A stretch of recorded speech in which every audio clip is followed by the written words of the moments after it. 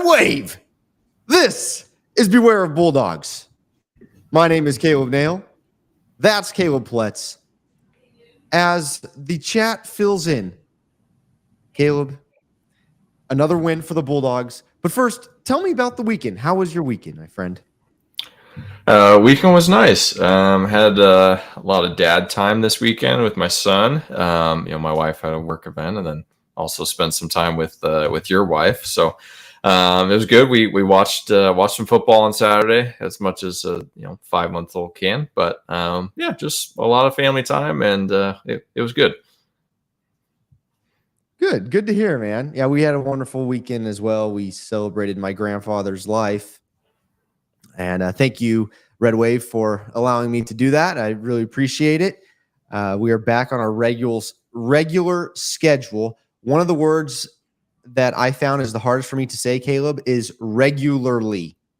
That is I think the hardest word to pronounce in the English language for me. But anyways, we got to celebrate my grandfather's life. Family came in from out of town. It was a great time, really at peace with it. He's in heaven running around because he wasn't able to run towards the end of his life. So he's dancing and running, and we had a wonderful time celebrating him this past week and a half, almost 2 weeks, I should say. So thank you, Red Wave, for allowing me to do that. Tonight, we are recapping and reacting to the Fresno State Bulldogs beating the New Mexico Lobos in Albuquerque. Final score, 38-21. Our Dogs win it. So we're going to run through our thoughts. We're going to talk numbers and what do the numbers say. Leave your thoughts in the chat. You can subscribe on YouTube. We go live on YouTube every once in a while. And we put, I can't say consistently because the past 2 weeks we did not. But we go live. So subscribe, hit the notification bell to know when we go live. Comment down below. That helps us out. And like the video as well as following us on X at beware_Bulldogs. You can follow our personals down below on X, and we're on Instagram at Beware of Bulldogs Podcast. That's all the social stuff. We are brought to you by, this episode is brought to you by Givoli Winery, local winery out west in the small town of Biola, located on Biola Avenue, just north of Shaw. They're open Saturdays and Sundays from noon to 5, spelled Ziveli, like Zavelli. It's pronounced Givoli Winery. We are also brought to you tonight by Manage X. Manage X will help you take care of your property, help you manage your property. If you have property that you would like, or you have a need where you can't necessarily be there all the time, call Manage X. Go to managex.net. They will help you take care of it. They're great people over there. Huge supporters of Fresno State Athletics. Big supporter of Beware of Bulldogs podcast. They're great people. So head over to managex.net and you can find more information on them. All right. Did I miss anything, Caleb? We good to go? Yeah. Let's do it. Let's recap. Let's do it. And then also, the group of 5 guys released their G5 poll. They ranked all the G5 teams, and so we're going to react to that as well. I'll share my screen once we get there, and then we will also run through the Mountain West scoreboard. Bulldogs, Bob, it's good to see you. Justin Watson's here as well. Good to see you as well. And he's already going at it. Coach Coyle's scheme was too soft, in his opinion. 7-yard cornerback, 7 yards off the line, way too much. Hope it was on purpose, knowing Vegas was watching. Randall Buller is here. Randall, it's good to see you. Here to call you guys out on fulfilling last week's Everybody Dance Now. Thank you. Yes, we do need that. We need to be kept in check. And sorry, I'm getting the signals from the wife, but we're good. Last episode, Mr. Pletz mentioned there may be a dance coming from Allegiant Stadium. So correct. Stay tuned for that because Mr. Pletz is attending that game. By the way, I heard UNLV is ranked for the first time, and we get their game. First time they're ranked. Bulldogs get to play them in their home stadium in Vegas. What a great opportunity to blow them out. I would love that. Wait, is it the first time they've ever been ranked? That's what my brother told me, but we know my brother Cole, and so I wouldn't trust him. I trust him too much, but I don't know I don't know. First time in a long time, I'll say that. Yeah. That I do know. All right, Caleb, let's talk about the game. Initial reaction, like overall, you watched the game. What are your takeaways? Overall takeaway is our guys were ready to play. I think Skipper did a good job of preparing them mentally. I never felt like the game was in question. I think the Dogs were in control for most of the game, and I liked how aggressive we were in the first half with going for it on fourth down and trying to get touchdowns and not settle for field goals. So I appreciated that, and I mean we got in and got out with a win, and it was windy. It was weird stuff can happen in Albuquerque. So overall, we're just glad to get a win, but.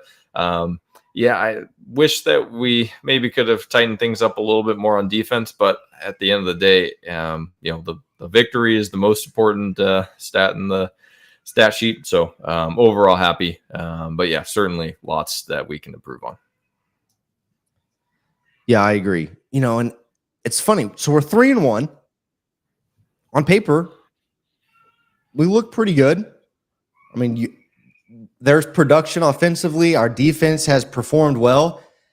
But even after this game, Caleb, I don't know exactly where we're at. I can't put my thumb on it. Okay, are we really going to be able to compete with the Boise States and UNLVs of the world? Because I see there's plays here and there where we don't do our job, is what I would say. We don't do our job. And then there's other plays where Mikey Keene puts a ball where not many other quarterbacks could put it. I'm like, what is going on? And our defense will one drive look like the best defense in the country, and the next drive, New Mexico goes the length of the field and scores on us. And it happened multiple times this year. So I'm still trying to figure it out. And so when people ask me, where are we? My answer is, even after 4 games, I couldn't really tell you. I don't know. We are where we're supposed to be. I guess that's the answer. I don't know. Was there any pushback from you on that? Do you have anything to add? No, I agree with you there. I feel like if anything, I have less clarity about the strengths and abilities of this team after this game. Just with the really high expectation set the previous week against New Mexico State and shutting them out and defense looking really dominant. Well, now it's looking like, okay, maybe New Mexico State's offense just really stinks, and we were able to take advantage of that. Because now, Dampier was, he did a lot of good things that gave the Bulldogs some problems. I mean, they couldn't get to him in the backfield. He wasn't sacked. Maybe one of the last plays they might have got him down for a sack, but he was able to run around, through for like 330 yards, and was able to be successful running the option too. So definitely gave us some problems, but was also careless with the ball, threw a couple picks, and so the defense was able to take advantage of that. But a little concerning with how many yards he gave up. Especially with some of, even looking forward to next week in UNLV. Their quarterbacks, Luca, is very, I would say, similar, I guess, right? Because he's able to run, and he's probably a better thrower than Dampier. So that's a little concerning. Yes, I would say, and I'm seeing that in the chat as you guys are going. Concerning is the word that's being thrown around, and I don't disagree. Let's talk about this game. Let's go in depth, Caleb. And we'll get to the numbers right now as well. I want to start with quarterback play. Let's start with Mikey Keene. That he's been the talk around town. He goes 26 for 33, 226 yards, and had touchdown. No interceptions. Mm-hmm. That's an improvement, I would say. But what was your reaction to watching Mikey this game? What were your thoughts? So let's talk about the footwork, because that's been, I think, one of the topics of every week is Mikey not looking comfortable in the pocket. So maybe some credit, or I guess blame, should be put on the offensive line for that, for not helping your quarterback feel comfortable and confident back there. But seems like the same old, retreating, taking like a 9-step drop when, maybe that's not necessary. Obviously, we're not quarterback coaches, but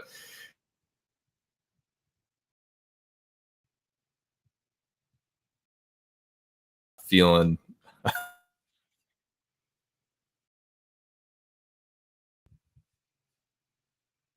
3 or 4 drops in the game where, I mean, it just hit receivers in the hands. So, I mean, his completion percentage should have been higher. Like that's on the receivers for just dropping them. So, for the most part, he was putting the ball where it needed to be. I don't think he really had any throws that should have been intercepted. So, no bad decisions on that side. I'm still really concerned with his arm strength and just not really being able to drive the ball into, to a receiver who's open in like a short window. So definitely concerned with arm strength still. So, but didn't throw a pick, which is good. Didn't fumble, and didn't really do anything to put the game in jeopardy for the Bulldogs. So overall, I think we do still have to be happy with this performance. Yeah, I see. Bulldogs Bob says this is easily Mikey's best game of the year. I agree with that. I watched Jalen Moss and Magdalena drop, and you brought it up, drop 2 balls, hit him right in the hands. And we just, what? It was on the first drive too. I think back-to-back plays. We have to make that improvement. But 2, yes, I agree with you as well that Mikey, when it comes to pocket presence, needs a drastic improvement. I watched him roll out multiple games, roll out rather than stepping up in the pocket, and puts himself in tough situations. I don't remember in this game, he rolled out, and instead of throwing it away, he just fell down and took a 2-yard loss. What are we doing? Like, let's just throw it away. So things like that. But I do agree with you. No balls that I would say really, I mean, there were no interceptions. So I can live with that. I'm happy. But there needs to be improvements footwork-wise, improving his pocket presence, and just mental things. Like when he does roll out, what are we doing with it? So that we got to improve on those things. I mean, other. Oh, sorry. Go ahead. No, go ahead. I was just going to transition to the other quarterback play, because this is another game where we saw both of the backups here. So Joshua Wood coming in on a couple plays to run the ball, and successfully, and Jaden Mandel completing another 2-point conversion play. So, I mean, what are the initial, or I guess what's the feedback or thoughts on quarterbacks 2 and 3 getting into the game? Well, I tell you what, Joshua Wood is fun. Like it is entertaining, right? And I'm one of the guys. Sports is entertainment. So when Joshua Wood comes in the game, you don't know what's going to happen. They're doing a lot of stuff with him. He's a lot of fun. Mandel has twice come in and converted 2-point attempts. That's been fun. So both of second and third string quarterbacks have been a lot of fun, and they've been very entertaining. I like seeing them in the game, and we talked about it last week, where with them being on the field, there's taking snaps from Mikey. Maybe that's pushing him. There's some friendly competition. So I like seeing it. I do like seeing everything that the team is doing, and I have really enjoyed seeing how confident our coaching staff is with putting guys out there and converting or attempting 2-point conversions. We've converted them. So I really like that. We're hitting the deep ball a lot. We're going for 2. This is fun football, and we're using 3 quarterbacks. What are your thoughts on it? Yeah, I really enjoy watching Joshua Wood come into the game and just like be aggressive and run hard, and have a quarterback that is actually dynamic with his legs, which really isn't something we've had in a long time. I know Jake was able to move when he needed to, but definitely not a focus of his game. So I really like that, and I'd like to see Wood maybe throw the ball a little bit. I mean, just to add another wrinkle, because I think, obviously the book is going to be out here on Joshua Wood that, hey, he's probably going to be running the ball when he comes in there. So be curious to see how play calling adjusts to that, if they're going to stick to it until it gets stopped, or if there's going to be some extra wrinkles in there where Wood is going to be throwing. So I do like seeing both these guys get on the field. And I think Bob said in the chat that, they're good quarterbacks, and the coaching staff needs to keep everyone happy and get them all on the field a little bit. So I think that has to play a big part of it. One of the things that I thought about today was I watched the Panthers beat the Raiders. I didn't watch it. I saw it, though, that the Panthers beat the Raiders. Andy Dalton got the start. And it really says something about, these guys knew Bryce Young's. They had his number. They knew the quarterback. They knew his tendencies. When you switch it up, I mean, sometimes it could be a bad thing, but you don't really know what you're going to get. You don't know the tendencies, but I agree with you as well. The book is out on Joshua Wood. I think it needs to be a lot of RPO stuff. He has to make a lot of reads, and they need to. I would like to see him throw the ball. So if the read is to throw it, let's throw it. And I saw Derek is in here. What's going on, Derek? And Spencer's in here. Greg's here. What's going on, guys? But Derek says Mandel has Tebow vibes.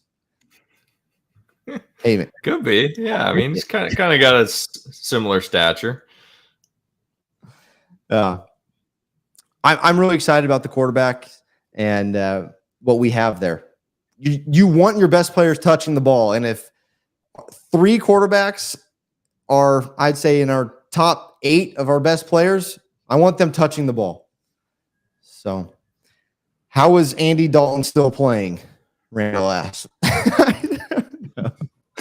He's still playing and winning football games. I don't. It's the red hair. Must be the red hair. All right. Since we're talking about quarterback, I want to talk about O-line play, Caleb. Okay. We saw McCarg go out. Once again, Fresno State offensive line is getting beat up. I thought they did okay. I really liked what I saw. And some people may disagree, but there were plays where I really liked what I saw in the run game. They do create a pocket for Mikey. We just now need to stay healthy and be consistent, because I think that's the difference from our O-line being able to take us as far as we can go. What were your thoughts on O-line? And then once again, we're going to be struggling with injuries the rest of this year. Yeah, tough not having Mose back. Hopefully, it seems like his injury is less significant and that he should be back. I haven't had a ton of time to dig into McCarg's today and see what the status is, if there is any rumblings out there. So I think I agree with you for the most part in that I think the offensive line did about as good as we could expect them to do yesterday. The running game wasn't getting blown up in the backfield, and we were, for the most part, getting minimum 2 or 3 yards every running play. Our long rush, I think, was only 11 or 12 yards, so weren't able to really bust a long one. But I think for the most part, the running game did what it needed to do, and on the long sustained drives, we were able to run the ball. And I think Mikey only took 1 or 2 sacks. So overall, really not terrible, but there's still 8 more games in this regular season. So, and we're getting really banged up on the O-line. So it's going to be a longevity thing. How are we able to keep enough guys healthy to, be competitive on offense? That's probably going to be the biggest question going forward. Looking at the chat, Bulldogs Bob, run blocking needs to get better. Donaldson was the most effective back, and he's going to be a star. We'll talk about running backs in a sec. Derek Miller, good pass protection, terrible run blocking. I don't know how you pronounce this. Ebony, Mr. Fuller, Miss Fuller. I don't know. So you can help me with that one. But what are your thoughts keeping Malik Sherrod out of the game? Malik Sherrod didn't play this game, didn't take a snap. I don't know what you thought about it, Kale, but quickly, I do want to add, even though he sat out, outside of him playing, I enjoyed him on the sideline as a leader. Like, he was out there yelling at guys, encouraging guys. So I was happy. Even though he didn't play, I was happy with his character on the sidelines. But what do you think about the coaches keeping him off the field yesterday? I think it makes sense, especially if dealing with something like an ankle where very easily could be re-aggravated during the game. So, I mean, if he's not strong enough to put his full, best effort out there, I think it's probably best to let him rest and, hey, let's get him back for, the big matchup next week. So I don't think they were thinking ahead like that, but more thinking for longevity for the rest of the season. Like, hey, we'd like to have this guy healthy for as many games as possible. And I think keeping him out helps with that. At the same time, I mean, Gilliam and Donaldson especially are just very competent behind him. And I really like their running styles, especially Donaldson. It seems like he's like Gilliam, but like a little bit faster, which is kind of like the perfect back. So honestly, like, I wouldn't be surprised if Donaldson is the one that starts getting the bulk of the carries here, because like Bob said, he's a star in the making. I really like what we see from Donaldson. They're both fun. I'll keep going, and then we'll get more in depth on running backs here. Ebony, got it. I think Sherrod was kept out because the staff knew we would not need him. So they rested him. Spencer says he thought our O-line played pretty good. They seem to be at least getting better with Coach Smith. I agree. True freshman looked good. Derek agrees about Malik. Saw him being a great teammate. As we talk about Malik and Donaldson and Gilliam, I mean, my thoughts on the running room was they looked really good. Even when we were getting hit at the line of scrimmage, we were pushing the pile, as in the running backs were carrying guys, especially Donaldson. He met guys head on. Oh, man, that fired me up. And I think most of the Red Wave, knowing how we are in the Central Valley, absolutely loved it, especially from a true freshman. So I'm really excited about Donaldson. Gilliam looked good. I mean, he had a couple jukes and spin moves out there, left defenders in the dust. I'm really excited about Gilliam. And I'm going to call it, once we get in goal line, like, first and Gill, second and Gill. Give him the ball on the goal line. I mean, we did it once, we scored. So I like him in the goal line. I mean, Donaldson scored two. You got to like both of them. I'm really excited about Donaldson. And I thought Gilliam looked good. So I'm excited about these backs.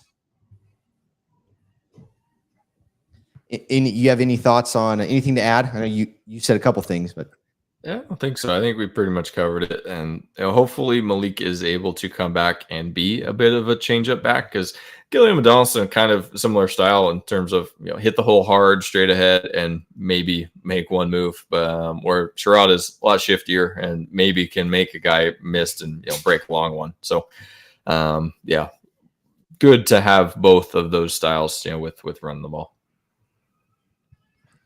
Quick question I see in the chat, Caleb. Corey J. Bender asks, why didn't Corey Foreman play? You have any word on Corey Foreman? I don't have a ton of detail other than I think I read that he didn't travel and tweak something in practice. So we'll see. I'm sure coaching staff will not reveal any information about any of the injuries that we're curious about. But yeah, I think it was, as far as I'm aware, injury related, and was not able to travel because of that. And I believe he injured his forearm a few weeks ago. Is that correct? Yeah, because I think he had a club on his hand, or it was heavily taped up. So, yeah. Okay, wide receivers. You know what? And I did a poor job. I should have read the stats for the run. I didn't read that, and I missed this, Caleb, when it comes to quarterback play. Raylan Sharp was 1 for 1 for 26 yards and a touchdown. Double Pretty pass. good. Yeah, I mean, you can't get much better than that. So, and how is his QBR ranking only 96.4? I mean, that's got to be like maximum. If you're one for one with a touchdown, that's got to be maximum QBR. On the ground, numbers were Elijah Gilliam, 18 carries, 54 yards, and a touchdown. Like you said, Caleb, the longs we had a long of 12. Elijah Gilliam had that 12. Joshua Wood also had a 12-yard run. He ran the ball 3 times for 16 yards. Bryson Donaldson carried the ball 8 times for 32 yards and a touchdown. and then Magdalena had one carry for 1 yard. So we had a total of 93 yards on the ground. Okay, receiving. Raylan Sharp led the team in receptions, 6 receptions for 49 yards.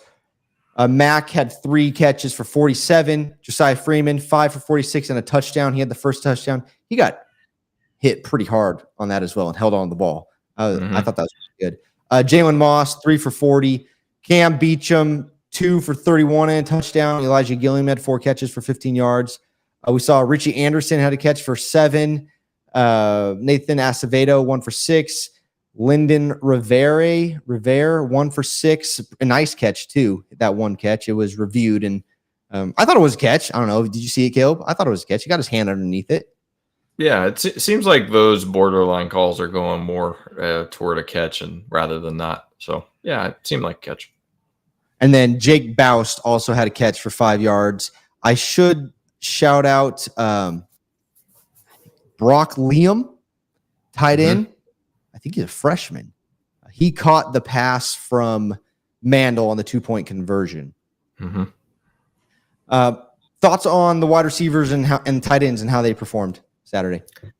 I think biggest development is getting Josiah Freeman back and just having a bigger body, bigger frame receiver on the field. I think just adds a different like playmaking ability and dimension and target for Mikey, especially in the red zone. Like having just a big guy who you can trust to just catch it and hold on to it. Not that the other guys can't do it, but just to kind of have a bigger target. I just like having that extra security blanket for Mikey. So good to see him back in full speed and producing. So that was good. And same with Cam Beecham. I think he was out last game. So have our receiving threat tight end back was good, and having him catch the trick play touchdown, that was cool too. So overall, got to clean up some of the drops. I mean, those are easy plays where the 2 in the first possession, like should be advancing the ball and getting first down, and then we're getting a 3 and out. So I'm sure that the coaching staff and Coach McCann especially is going to be getting on those guys to clean it up. But overall, I think that the group as a whole did a good job. Yeah, I agree. Other than the first possession, they looked good. I'm excited about this crew. They're doing a good job, and it's nice. You said exactly what I wanted to say with Josiah Freeman back. I'm really excited. And the other thing, Caleb, that I heard the guys mention on TV was the amount of guys catching the ball. I mean, just here we have 1, 2, 4, 6, 8, 10 guys. You count 11. I mean, there's 11, 12 guys, different guys catching a pass. That's huge. That's team ball. I really like that. So I'm excited for this team and what we can bring, the potential, the most dangerous word in sports, potential. But we have it.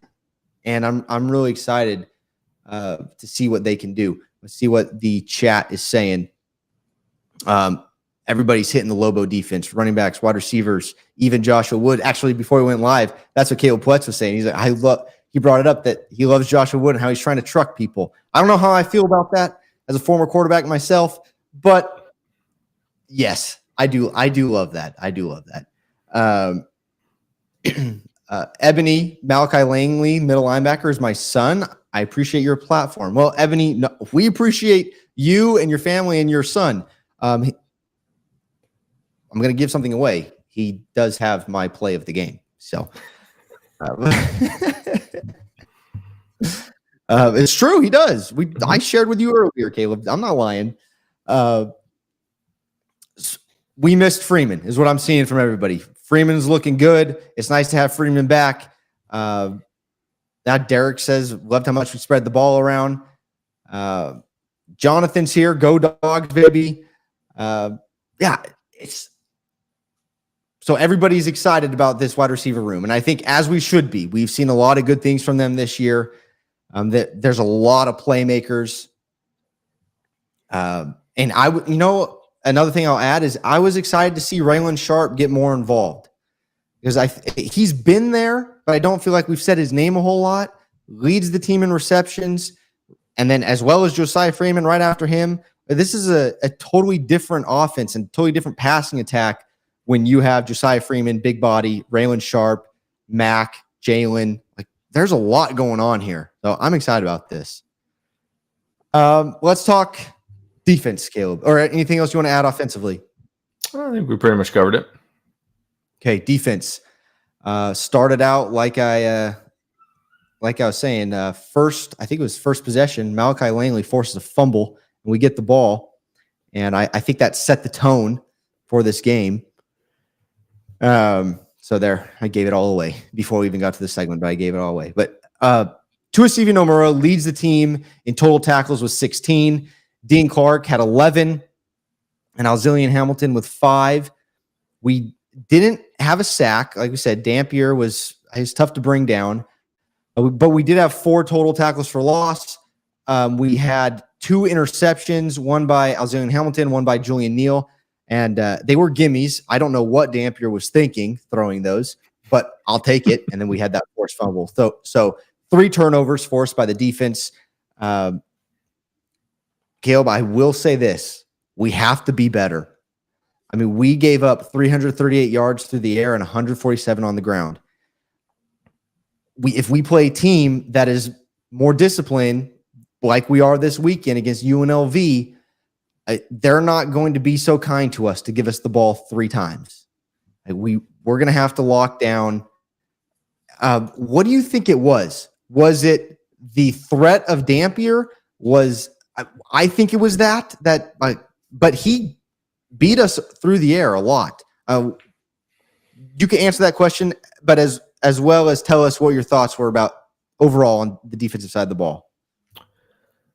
So I want to agree with you that if this team was more disciplined and didn't commit 17 penalties, talking about the Lobos here, then this is a completely different game, because there were a couple that just completely decimated their drives, put them way behind the sticks, or extended a Fresno State drive because it was a personal foul penalty. So, yeah, definitely the Lobos could have done a lot more to stay in this game. Overall, defensively, it seemed like they just really did not want to give up a big play to Dampier. And so they were okay giving up a 8-yard pass or an 8-yard run every once in a while, just trying to keep everything in front of them. So kind of conservative. They did bring some pressure occasionally, but I mean, I guess just credit to the quarterback for the Lobos, Dampier, just being elusive and being able to get rid of the ball quick. And it seemed like it was mostly a lot of short routes, which our guys were playing off most of the game on defense. So just credit to them for taking what we gave them. But when it came to short yardage, New Mexico was 1 for 3 on 4th down going for it, and the Dogs did a good job in the red zone, playing tough defense and forcing field goals. So I think when it mattered, Fresno State was able to limit the touchdowns and keep them the field goals, which I think any coach would take. So yeah, I think that this is probably a team-specific game plan, and hey, we're gonna just keep it simple, keep everything in front of us, and not give up any home runs. And which we did, and we were talking earlier. One of the things that stood out to me that I liked is we're forcing field goals. When they were scoring, we forced 3, 4. I don't have the numbers in front of me, but it seemed to be like we were forcing field goals. And one of the things I liked seeing is they cut to Coach Skip on the sideline after forcing a field goal, and he goes, he's doing a little fist pump. Mm-hmm. And that's a good thing. When we're moving the ball, they can't really stop us. And all we're doing is giving up field goals, keeping everything in front of us. We're doing our job. We got a little bit spoiled against New Mexico State, the shutout. But hey, if we're giving up field goals, not touchdowns, I'm happy. And Skip knows that. He's a defensive guy. And to see him out there, fist pumping the defense and the special teams unit, I like that. I want to see that. So I'm happy about that. Let's get to the red wave really quick, and then we'll talk special teams. Langley has been a good Bulldog. Bulldogs Bobs talks about, Sharp real quick. Back to Sharp. Sharp was a guy the Turner broadcast crew talked to after the game. He has some moves. They do the Victor Cruz dance on TNT. I saw Malik did it 2 weeks ago. He had some moves. I think we have the best dance moves in the Mountain West for sure. It's undeniable. I watched Nick Nash do them as well. No, Malik and Raylan, way better. Derek says we'd love to see more Beecham in the pass game. I agree.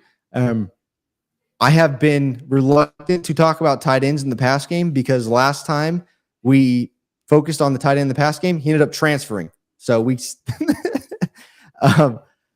Spencer Green asks, do we know if Brock is okay? What do we have on Brock, Caleb? Well, I mean, based on where the ice pack was placed on him, because we did see a couple of shots of him, I mean, it looked like collarbone. So I guess it depends on the severity there. So, I mean, I think there were some rumblings on Barkboard that it was broken collarbone out for the year. Who knows? Hopefully Coach Skipper can confirm something tomorrow in the press conference, but it looked like collarbone based on where the ice was placed on him. So hopefully, I mean, is there a collarbone injury other than broken? I guess we need a doctor to be able to update us on that. Bulldogs Bob says we did force a sack. The last play went into the books as the first sack the Lobos gave up all year. Jesse here has a question for us. How have the home games been? I was at the Michigan game. There were a lot of Dogs fans. We travel well. I was wondering what the home crowd is looking like. New Mexico State was subpar, in my opinion. And when there have been people there, it hasn't been that loud. We need to be a little bit louder. We got to do our job. I don't know, Caleb, you were there. What I think for facing an FCS opponent and then New Mexico State, attendance-wise, it was good. I mean, the stadiums were mostly full, but in terms of crowd engagement and overall atmosphere, not as loud as maybe a conference game or facing Boise State, where most of the crowd is more into it and wants to create some havoc when we're on defense. So definitely room for improvement there. But in terms of attendance, very good, better than we usually get at the beginning of the season, I'd say. Right. Okay, I want to break down defense, Caleb, real quick, since we kind of did overall a general overview of it, I should say. Let's focus in on the groupings. D-line. What did you think about D-line play? I think it was pretty good for the most part. They were able to get some pressure. I mean, there were a couple plays where we really need a defensive coach to help me out here. But on a couple of the speed option runs where Dampier just torched us, it just looked like our D end was retreating. And I don't know if he had coverage on maybe the running back or something, but they did it 2 times in a row where they got probably 12 or 15 yards very easily on just a quarterback design run. So in that regard, it seemed like someone missed something because it was way too easy. But overall, I think they did a good job of containing Dampier, very elusive quarterback, and that's something that's going to be important next week against another mobile quarterback in Toluca. Yeah. They were around the ball for the most part, and that's what I like to see. When D-line is around the ball, that's what I like. Linebackers, like I said, Malachi forced the fumble. Tua CV led the team in tackles. Once again, and actually, I believe it was Coach Coyle who said at the beginning of the year, he said, you guys are going to be surprised by this linebacker core because a lot of people were concerned about losing Lavelle Bailey. He said with the hot take, and I agreed, we agreed with him, this linebacker core is probably better than last year. And I believe him. I don't know if you guys do, but I believe him after what I've seen the past 4 games. This linebacker room is very good. I'm happy with them. I thought they did well. They crashed to the ball. They're punching the ball out. I mean, we need to get a little better on pass coverage. And they would say the same. There was one play that I'm just off the top of my head to a CV. If he turns his head, he gets a pick on one of the plays. So, just little things like that. So, I don't know. What are your thoughts on linebackers? I'm pretty happy with how our linebackers are playing. Nomura is all over the place, and the cleanup crew really 12 total or 16 total tackles. That's got to be a record for the past maybe year and a half. I don't even know if we had anyone get that high last year. But overall, I mean, Phoenix Jackson is a beast, and between him and Malachi, just really experienced too. So. I think that New Mexico was able to take advantage of some, good mismatches, I guess, for them in the slot because they're best receiver, number 15, seemed like they moved him around on the field a lot and were able to get him on maybe a bit of a mismatch against either linebacker or safety or something that maybe not our best cover guys. And so he was able to get open and get the ball a lot. So I don't really put any blame on that and personnel on the field. That's just, I guess, good scheme by the offense of New Mexico. Mm-hmm. Secondary, 2 picks. We're going to be missing Cam Braca. What were your thoughts on the secondary play yesterday? Yeah, it seemed like they weren't really throwing at Lockridge very much. I know I got a couple balls thrown at him later in the game, but they're pretty much staying away from him. So Hamilton was getting targeted a lot more. So he did give up a few, but then was in the right place and got the pick and didn't drop it. So that was good. So overall, corners looking good. And there were a lot of plays too where Julian Neal was in there and we were playing 3 corners. So I do think that our 3 cornerbacks are very good, and I don't really have any complaints there. Dean Clark is, just steady Eddie, doesn't really do anything wrong ever. He's just in the right place and gobbles up tackles too. So, like you said, big question mark to see what happens with Braca, because he's kind of been in there playing a little nickel, playing safety, and because we've been playing 3 safeties sometimes with Kosi getting in there. So,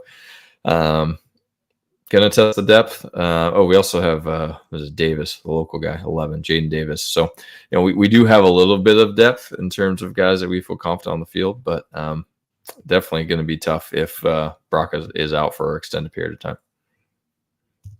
time. Bulldog Bob says, I disagree. I thought the secondary was burnt toast when they were not getting interceptions.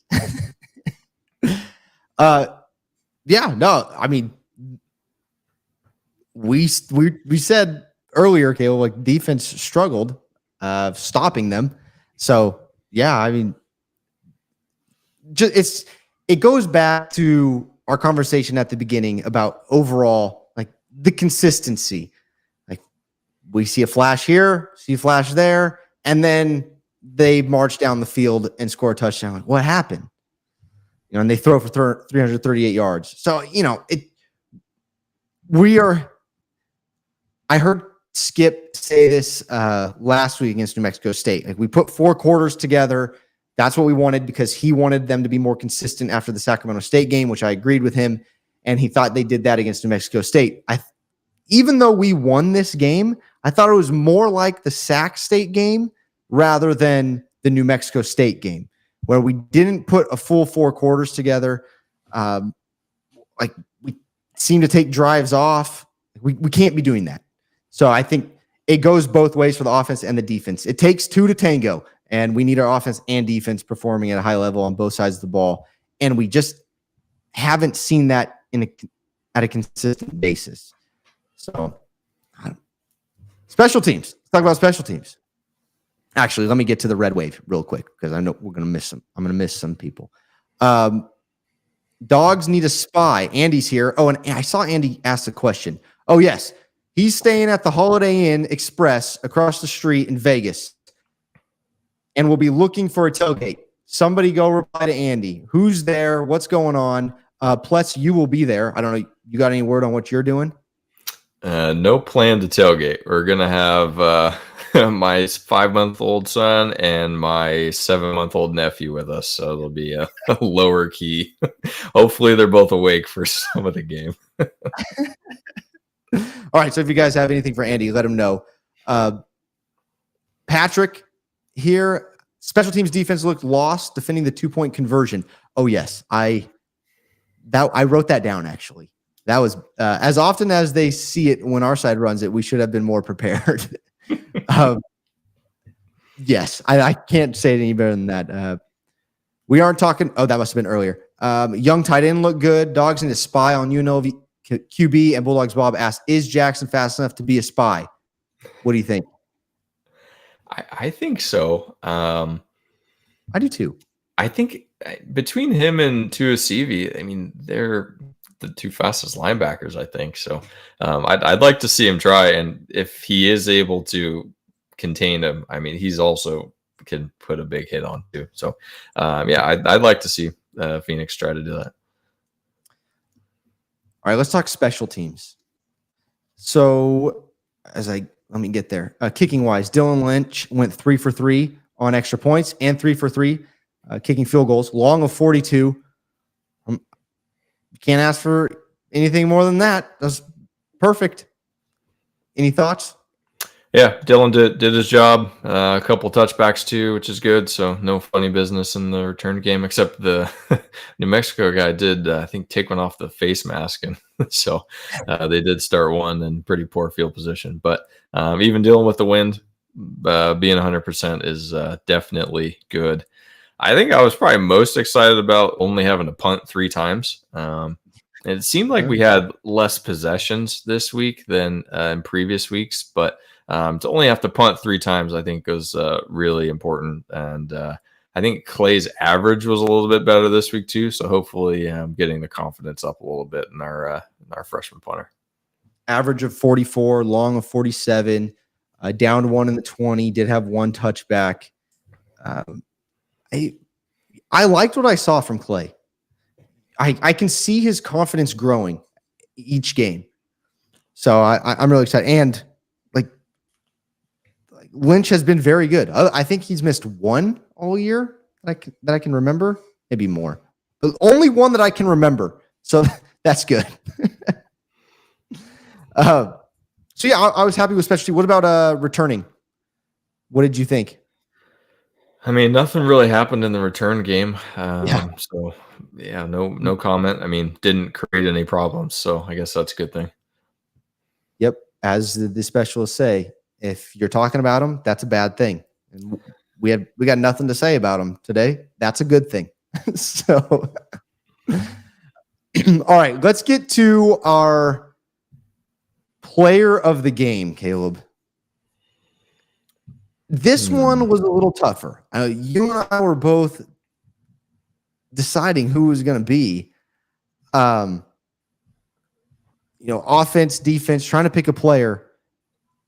Have you ended up deciding who you're going to give it to?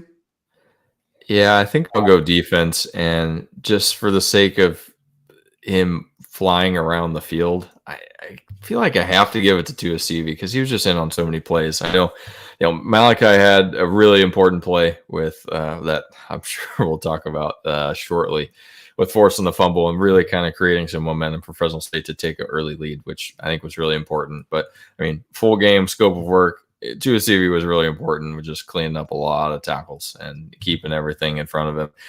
I mean, knock on wood here, he hasn't really missed any tackles. I mean, he's able to just kind of hold on to him and wait for reinforcements. So I think that was really important for, granted, defense gave up a lot of yards, but if you don't have that guy cleaning up the mess and actually making the tackles, it could be a much worse game.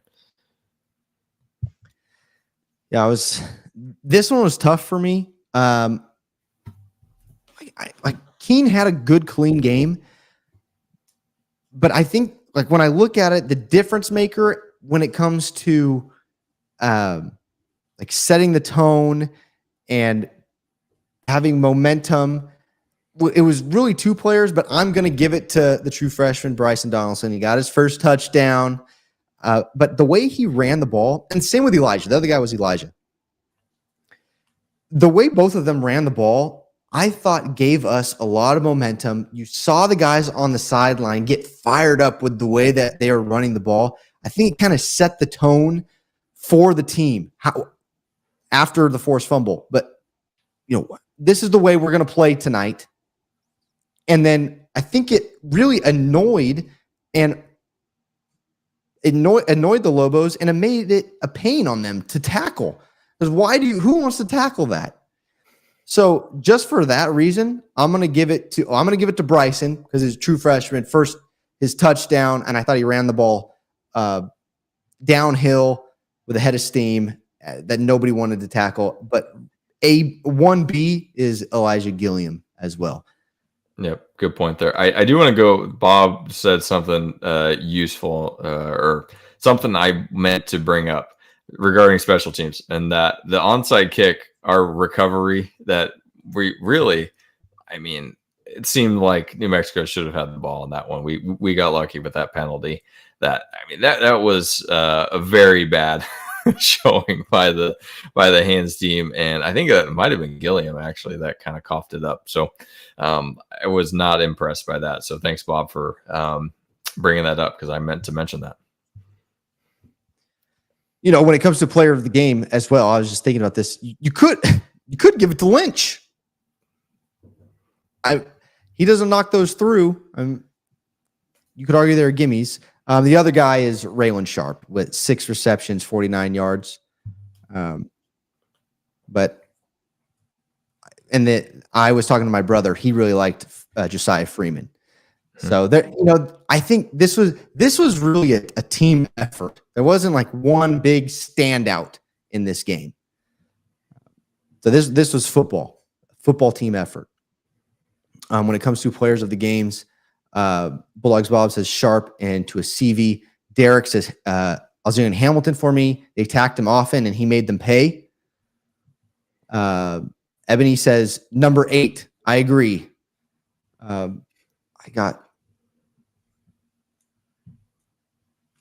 Sorry. And then Jesse's getting into rankings, which we're going to get to at the end of the show. Then real quick, before we get to play of the game, Andy Zonneveld says Dogs need to run the ball and control the clock. He's talking about UNLV. Okay. Let's go to play of the game. Caleb, do you have a play of the game? Since I've kind of given mine away. I do. I'm going offense. I'm going the trick play with Raylan Sharp throwing a touchdown to Cam Beecham. I feel like that kind of took a lot of the wind out of New Mexico's sail. At that point, Fresno State goes up 25-3 in the second quarter. So extends the lead, and it seemed like the perfect play call. And just based on the formation, you kind of say, okay, something funny is going to happen here. So they kind of overloaded the top of the screen, and Mikey taking it under center. So a little bit different there. So great execution by Sharp throwing it, and Beecham making a good catch right at the pylon. Yeah, it was a good toss. I didn't think it was a good effort by the New Mexico defender. I thought he should have had, I don't know what he was thinking. I don't think he was. He's got it. I don't know. That wouldn't seem like a whole lot of effort there. But Sharp made a good toss over a defender, put it right on the line, the sideline, so that he could go make that catch. It was nice. I'm going the Malachi Langley forced fumble. I thought, that really. I think there's 2 plays that kind of set the tone in this thing. One, that forced fumble. Because we go 3 and out, I believe. We get the ball, go 3 and out. Oh boy, this is not good. Then 3 plays later, we force a fumble, and then we go down and score a touchdown and go for 2. And so I thought that fumble kind of turned things around for us after 3 and out. So that's why I'm going with Langley's forced fumble. And I was excited to see. It was a nice play. He's got caught up. Malachi comes in and hits that thing. So that's my play of the game. Ebony says teamwork makes the dream work. Bulldogs Bob, play of the game was the first turnover the Dogs got after we opened with the 3 and out. Yep, set the tone. From then on, the Lobos were playing from behind. Yes. Andy says, have we opened the playbook yet? Seems like we haven't. He hopes we haven't. We might need to this week. What do you think, Caleb? I mean, I don't really know what else we can do. I know at least in this game, there wasn't just the deep ball to Delana that we had seen the 2 previous games. So, yeah, I mean, maybe they're trying to save the wrinkles here and there, but for the most part, I mean, Mikey has limited time with this offensive line, so I think it's mostly going to be limited to the quick passing game and hopefully establishing a run and being able to get 5 or 6 yards per carry and just have that kind of set the tone for the offense. So I don't really know what else that there is to do. We've seen a good amount of even wrinkles and the trick play this game. So I don't know. What do you think that there's more that is in store for the offense in terms of play calling? I think we need to do a better job with getting Malik in space. but I'm with you. I don't know, Andy, if we really could. I don't know what much more we could do. We do a lot of pre-snap motion. We pulled out a lot of trick plays. But I'm okay with that. I don't think there's they have to stop it, and nobody's stopped it yet. I think that we can run. Here's the other thing, is that we can run a lot of those plays out of other formations. We can do a lot of different things. So the answer is not, once again, like a lot of people say, it depends is the answer a lot of the time. That's my answer, is we've opened up the playbook in a way, like we've ran a lot of trick plays and done lots of different things. We haven't executed I would like to see them actually execute just normal plays correctly before we get into it. But if this is what opens up the field, that's great. And so I still think we can do a lot, though. Okay, let's get to the rankings. All right, that's next on the list. Okay, I'm sharing my screen, Caleb. So everybody, G5 Wi-Fi out here, Central Valley farming towns. Okay, so here we go. Let's see what happens. Okay, sharing the screen. A group of 5 guys put this out this morning. They do podcasts, and I've interacted with them. They're good guys. UNLV won, so we get them this week. Boise, Texas State, Tulane, then they have us at 5. Caleb, as you look at this, do you agree with this? Do you have any beef with this? What are your thoughts? I do think UNLV has looked really good, and obviously they're undefeated. So having them at number 1, not super surprising. Hopefully the Dogs obviously take care of business this coming week. Boise kind of has the Genty hype. I don't know how good they are. They handled Portland State this week, so I think that most teams are going to get, or most pollsters are going to give them the benefit of the doubt no matter what, just because they have history that people are pulling from, right? Even though that doesn't really make a difference now. Probably the biggest surprise, honestly, is San Jose State being at 18. They put up a fight against Washington State, and they're a competitive team. I think they're better than I gave them credit for at the beginning of the year or preseason, and I think that they're going to be a challenge. So I probably would have ranked them higher, but other than that, I couldn't tell you what's going on with JMU or USF. So I pretty much just follow Mountain West at this point. So I think Fresno State at 5 is probably fair, but yeah, I would probably expect to see San Jose be a little bit higher. But what about you? What are your thoughts? Well, I will say Memphis lost this week, and they were one of the teams that has been talked about. Liberty hasn't looked good this year, and they're still at 6-7. JMU beat North Carolina this weekend 70-50. Basketball. Yeah. Army and Navy are undefeated right now. That could be fun. And then NIU, who beat Notre Dame, lost this past weekend as well. And then, and they lost to Buffalo, I believe. When it comes to the top 5, when I'm looking at it, I don't have much beef with it. I do think Texas State is a good team. Honestly,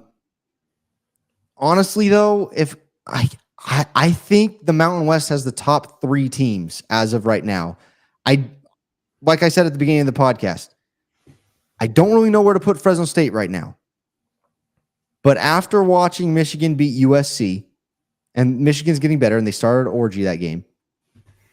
But watching our defense against them and our offense play against that defense as well, I think the Mountain West has the top 3 teams in the G5. But I mean, as the season goes, we're going to find out a lot more, and then we have the top game in the G5 this weekend. So this is huge. This week is going to be huge. Let's see what everybody's saying.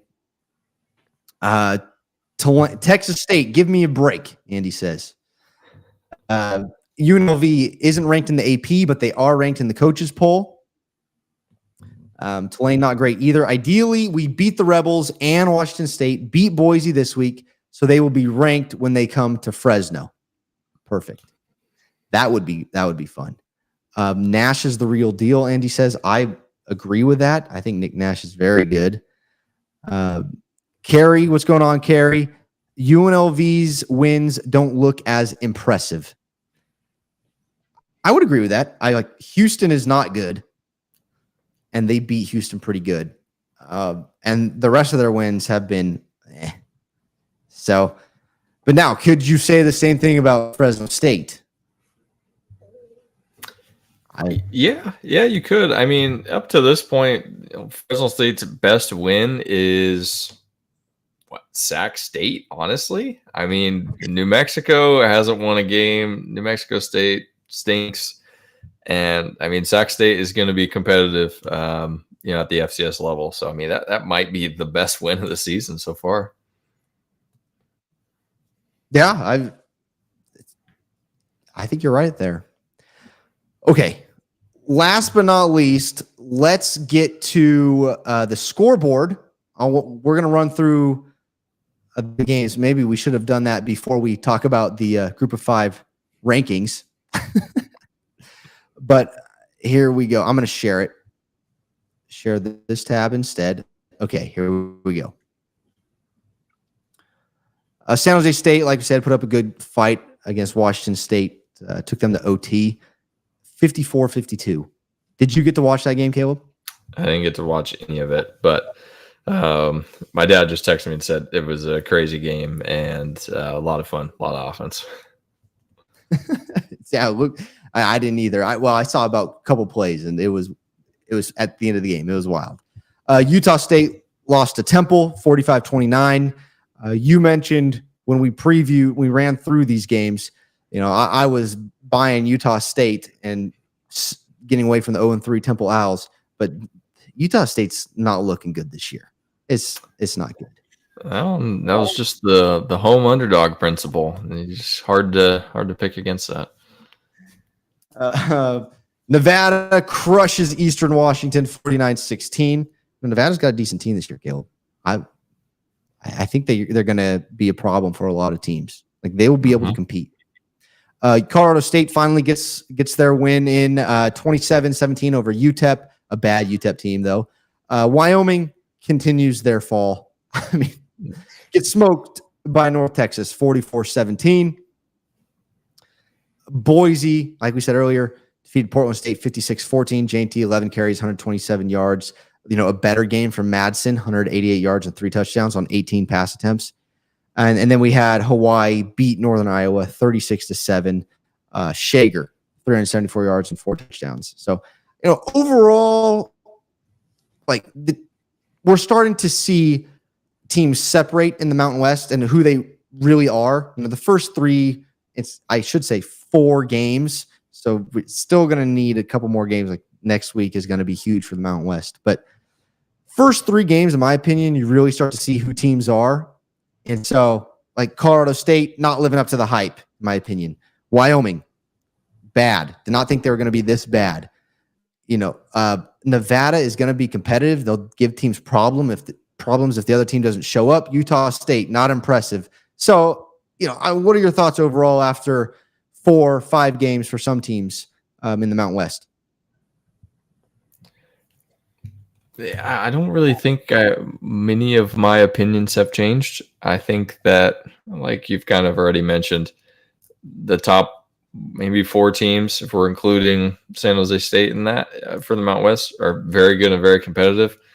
The bottom is kind of stinky, and then there's a couple teams that we don't really know in the middle, like this Hawaii and Colorado State. Maybe are they at the same page? I don't really know. So a couple big matchups this week. We got Washington State playing Boise, so I think that'll be a good indicator of how good Boise is, if they're overrated or not. So hopefully the Cougars handle them, and then I believe Washington State's on a bye the same week we are. So then we got the Cougars coming to town. So I don't know.